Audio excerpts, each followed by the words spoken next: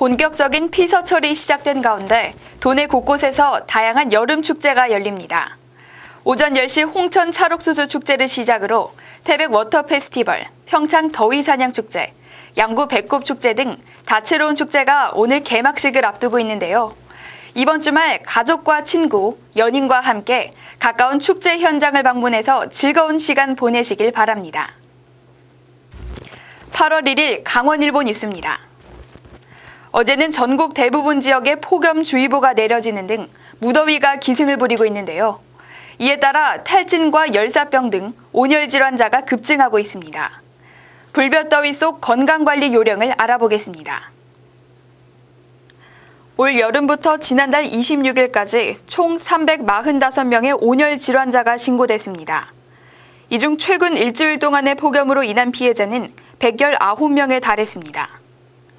연령별로는 65살 이상 노인이 20%, 50대가 24%로 장노년층이 가장 많았으며 고혈압과 당뇨병 등 만성질환자가 20%를 차지했습니다.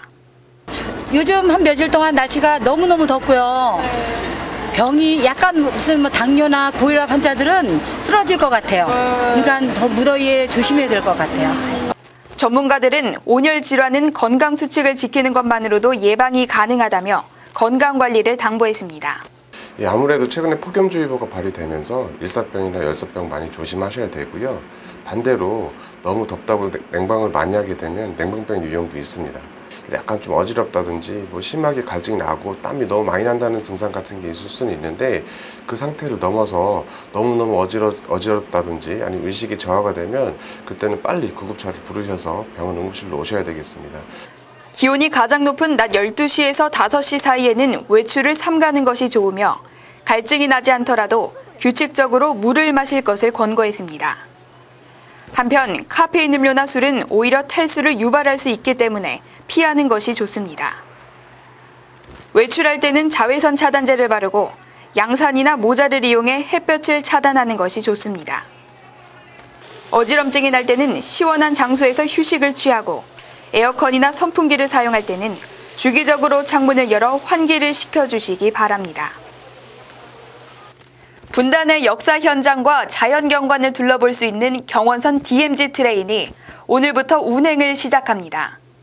이에 앞서 어제 서울역에서는 개통식이 개최됐습니다.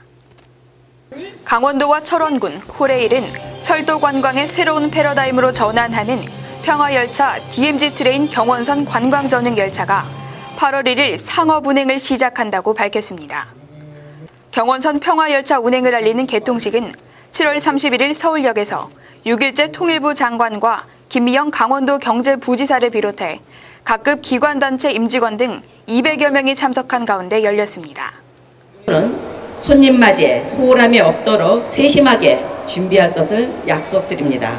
경원선 관광 전용 열차는 화요일을 제외하고 매일 1회 왕복 운행하며 9시 27분 서울역을 출발해 청량리역과 동두천, 연천을 지나 11시 44분 철원의 백마고 지역에 도착합니다. 강원도와 철원군은 경원선 개통에 맞춰 관광객들을 대상으로 제2땅굴과 평화전망대 등을 돌아보는 안보체험 코스와 고석정과 송대소 등 자연경관을 돌아보는 시티투어 코스를 운행할 계획입니다.